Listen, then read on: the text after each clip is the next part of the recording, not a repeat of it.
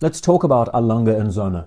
I've received a few emails recently asking me questions about discussing the brand and a few others like FP Jaune, but this one tipped the scales because from Stefan he asked specifically to look at the 1815 line. And the thinking is to not only address the email and the watches that he asks about, but also look at all the pieces that are on offer. Also focusing on some of the newest releases we've seen, appreciate their design aesthetics and their histories, use this video as a springboard in a way, to focus on why I believe the 1815 is very much a Lange Söhne's gold standard. The email from Stefan is as follows.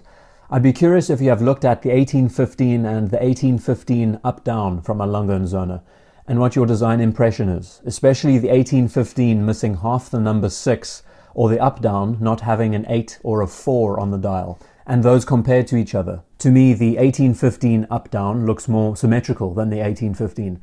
I'm torn with half the 6 missing. Maybe it should have been better with the 6 being completely removed. Curious of your opinion around the subject. So thank you, Stefan, for the email. Before even addressing it, I think we should just focus on the line in general and where we see it.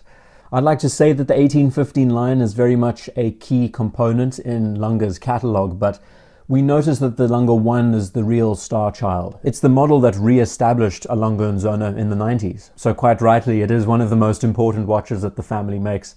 The movement and the complication is also fascinating. In a way, it rides this line of being both modern and vintage, which is a nice touch. And then we look at other models like the Saxonia line and models like the Datograph and others that have continually improved the complications of big dates, automatic movements, perpetual calendars, all of those aspects. Next to them, which we could say are arguably the more contemporary models in their line, we look at the 1815. There have been a few special editions that Lange has released in the past, like the Richard Lange editions, but the 1815, as the name suggests, takes those designs all the way back to the original forebearers, the establishers. And in it we can see a much clearer understanding of German design details and aesthetics, and appreciate the pure simplicity of these components. You know, aspects to these designs that are very much pocket watch inspired, with more traditionalism, a stronger focus on what makes the classic dress watch. So let's begin by looking at the 1815. There's no other detail to it, they just call it the 1815. A simple time-only reference with a running sub-seconds dial at the 6 o'clock, and we notice immediately that the 6 has been removed, half of it is missing. I fully agree with Stefan's observations that the 6 shouldn't be there on the dial, and that the sub-dial should probably take up that space instead. By the end of this video, you're going to see a new series of pieces and a new approach that does address this in a way. Could we say that the 1815 has always been governed by a running seconds dial? That's the question. And I guess if we were to look at the archives and the historical evidence around pocket watches of the time, we'll find that many did have running sub-seconds, and I guess that's where some of the inspiration came from, with this design especially. The beauty about Lange design and the German approach to watch design in general is sparsity, the use of as little as possible, but communicates everything so clearly. We have a very interesting addition to this model of 1815 in particular, which is the homage to Walter Lange, which has a jumpable stopping second hand, which is quite unique. We now move to one of the most recognizable models in this line, which is the up-down. That is quite literally what auf and ab means in German. At the 8 o'clock position, you see that there on the sub-dial, and it's there just to indicate the power reserve of the movement, because these watches, as most of us know, are manually wound. The running sub-dial for the seconds is at the 4 o'clock position, and these sub-dials being placed asymmetrically, we could say, a little bit offset from center, does provide quite a balanced feel.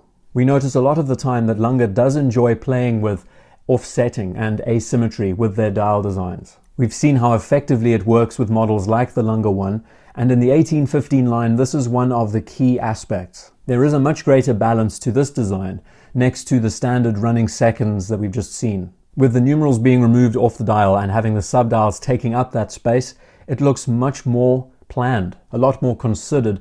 We could say even more inspired by pocket watches than the previous model. You scale up this dial to 45mm and you would believe that it was directly out of a pocket watch.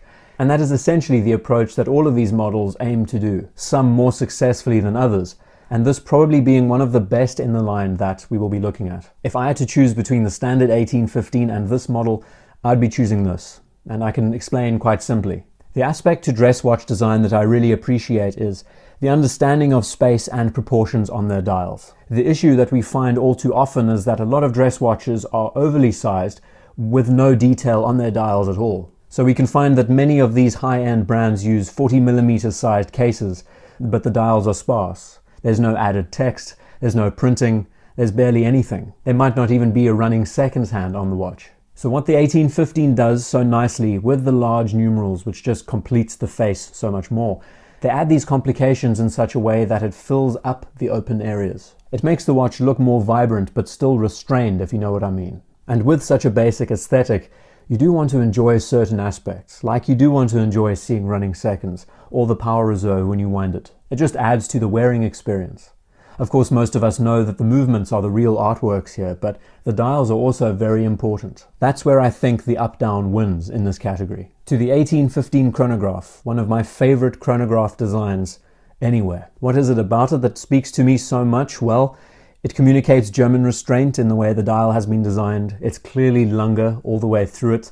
You notice the offsetting of the subdials, the cleanliness of how the name has been integrated onto the top of the dial, and the graduated pulsation dial that runs around the outside. In terms of chronograph design, it is so unadorned, but at the same time gives you everything that you want from a watch like this. The complicated thing is working out which 1815 chronograph do you look at, because if I'm not mistaken, there are at least 3 generations of these models. The first generation, I believe, have almost cricket stump inspired minute marks that run around the dial. Very unique and distinct. We notice as we move through some of these generations that the aesthetics change in a few places. A gorgeous highlight in this line is the boutique edition that has beautiful blue printing on a white silver dial. Some models of the 1815 chronograph do away with the tachymeter and pulsation dial completely and instead focus on where the subdials are placed. No longer are we removing the 9 and the 3 on the dial, we are instead removing the 8 and the 4, or parts of it at least. So it's very difficult to justify which one works the best and why. As far as I know, there isn't one chronograph in this line that doesn't sacrifice either the 3, the 9, or the 4, or the 8. 2 of those numerals are going to get a haircut. And then it's deciding on the colors and the use of materials. Do you prefer yellow, gold, and black? Do you prefer white, gold, and white? My preference, if given any option, would be the black on black variant, white gold case. I believe it to be so streamlined and simple enough that it could be used as an everyday wearing watch that no one would ever recognize. The party piece to this watch, like all the other models, this one being no exception, and I would argue to be one of the most beautiful chronograph movements that any watch manufacturer makes. It is a movable feast of components, very much a 3-dimensional hidden city on your wrist. So once we move from the more quote-unquote simple models and start transitioning to the annual calendars, we notice that even though it is much more complicated, it still manages to hold that 1815 restraint in a way. You still find that pocket watch aesthetic on the dial, but now you have a full calendar and all the days and the weeks and the months and moon phases. We were just talking about asymmetry and the offsetting of dial designs, but here we notice that it is much clearer, sacrificing the 3, 6, and 9 on the dial. But with this one it works because there is actually a balance here. When one numeral is left out, it feels peculiar. But seeing that all 3 of them have been treated like this, there is a balance to it. And then if we really want to go above and beyond, we can look at the tourbillons in the 1815 line. Also very restrained and simple. Of course, it's a complication that's not necessary at all, but it does allow you to enjoy the movement on the front and at the back, which is pretty amazing. The approach and this pocket watch aesthetic still holds true to the 1815 line. So we move to 3 final pieces that have just been released. An homage to F.A. Lange, anniversary edition models produced only in honey gold. Of course, they're limited editions and very hard to come by. But all of them still a part of the 1815 line with a couple of new complications and improvements in many areas, next to the ones we have just looked at already. We start with the 1815 thin. Notice what has been removed here. We now no longer have a running sub-seconds dial, and I believe it plays to this watch's strengths. Because this model is 37mm, it's not oversized by any means.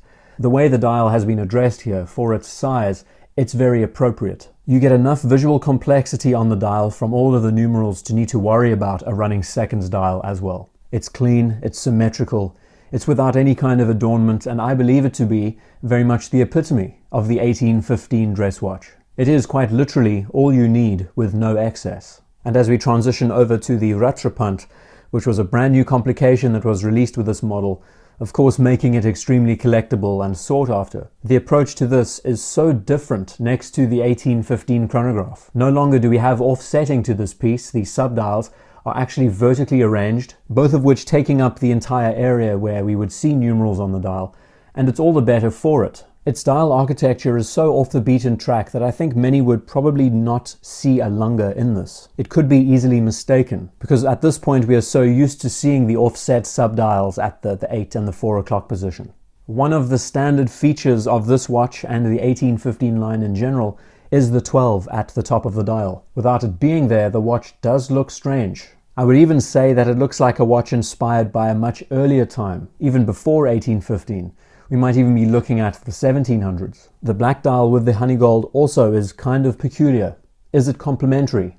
That's a question that you can answer. But it does feel like in a way that they are experimenting with this new complication and using this watch as the platform to test it. Finally, we look at the 1815 TURBOGRAPH, which is just a monster. Everything from a fusee chain to a tourbillon, a split chrono with a full calendar. It's so over the top and overkill, but in a way it's there to prove that Lange can in fact innovate, they can improve their complications, and it's very much a testing platform to show what they can do with a watch like this. The 1815 line in general is fascinating, and if given the opportunity, a watch like this would be the one that I would be drawn to in the Lange family. Mainly because it sets out to do what it needs to do without any added features or adornments like date complications and everything else. I really appreciated that it's a watch that just tells you the time and the seconds and does it so simply. It lets you appreciate the pure basics of the watch you're wearing, but most of us know that it's a powerhouse when it comes to movement quality, design, finishing. It's artistry. Ones that manage to stay so true to the traditionalist forms of a pocket watch, scaling them down in size, making them wearable. All of them, with a few exceptions, are watches that I believe could easily disappear on the wrist that no one would ever notice you wearing. You might get the passing compliment of, "That's a nice watch," but that's as far as it goes. So in many ways, like I said in the beginning, I believe that the Lange 1815 line is the gold standard with Restraint. And that is what makes their designs particularly unique, German, and just so captivating.